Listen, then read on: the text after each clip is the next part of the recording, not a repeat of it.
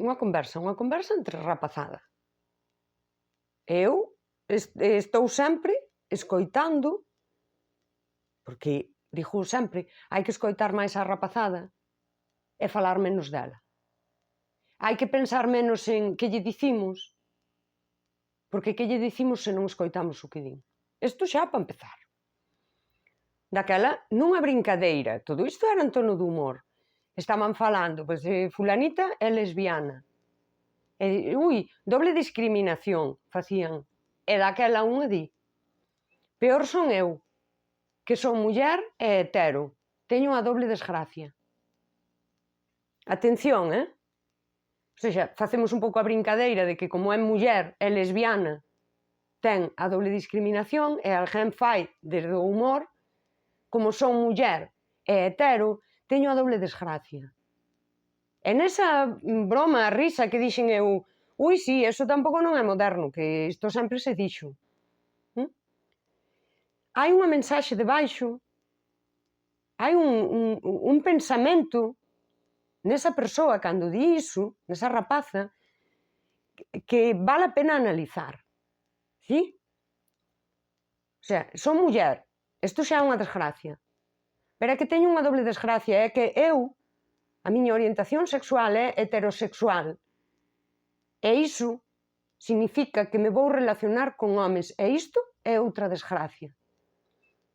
Dice desde o humor, sí, pero dito quedou. Daquela, por exemplo, que pasa aquí? Aquí temos o caldo de cultivo dunha disforia de xénero. Trastorno de disforia de xénero. É un trastorno. Daquela, hai algo que é o desencadenante.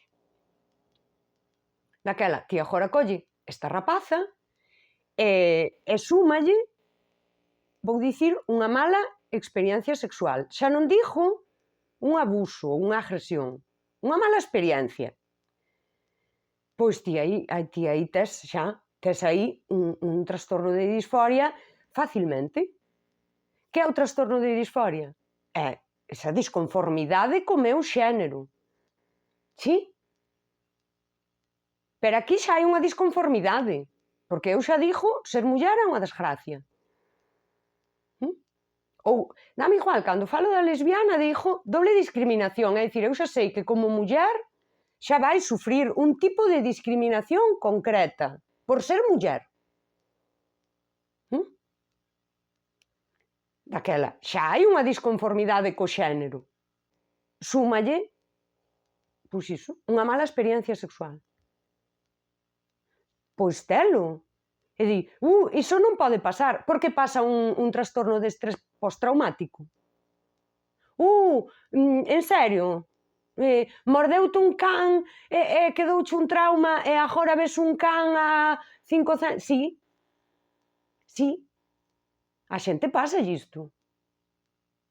Pois un trastorno de disforia de xénero. E logo virán as asociacións, están aí na rede.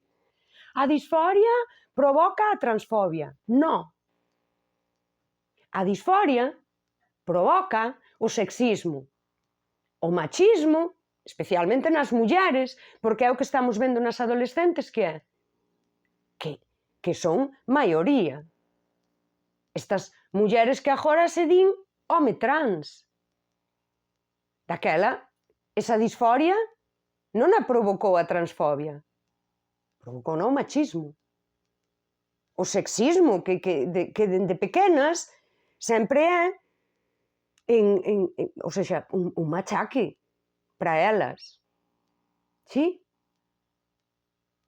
É aí que provoca a disforia. Que transfobia? Para que se dé a transfobia, a persoa xa tivo que dicir que é trans. Antes non estaba aí. O seja, esta mensaxe que se lanza aí desde asociacións que ademais cobran diñeiro público porque fan unha labor moi importante, non podes, quero dicir, non podes estar lanzando unha mensaxe de que a transfobia provoca disforia cando necesariamente, e isto é de sentido común, primeiro ten que estar a disforia. Primeiro a persoa ten que dicir que é trans. E despois chegaría a transfobia. Daquela que é o que provocou esa disforia? O sexismo. Tamén nos nenos é polo sexismo. Porque de repente o neno que non se identifica con ese los niños non lloran, corres como a unha nena, e todas estas mensaxes que son sexistas. E estas sí provocan disforia. Pareceme preocupante que unha sociedade de persoas adultas preparadas, supostamente intelixentes, lles teñas que explicar algo como a disforia foi antes ca transfobia.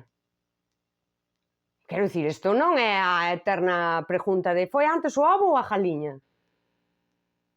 A transfobia implica que hai unha persoa trans. Sí?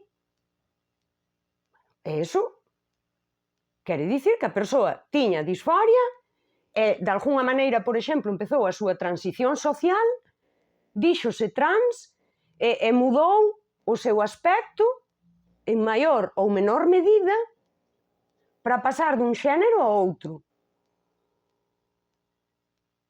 E aquí xa podemos falar do ser binario ou non binario. Pasar dun xénero a outro é binario. Non hai ningún tipo de non binarismo aí. É un proceso binario. Home ou muller. Identifícome con un ou co outro.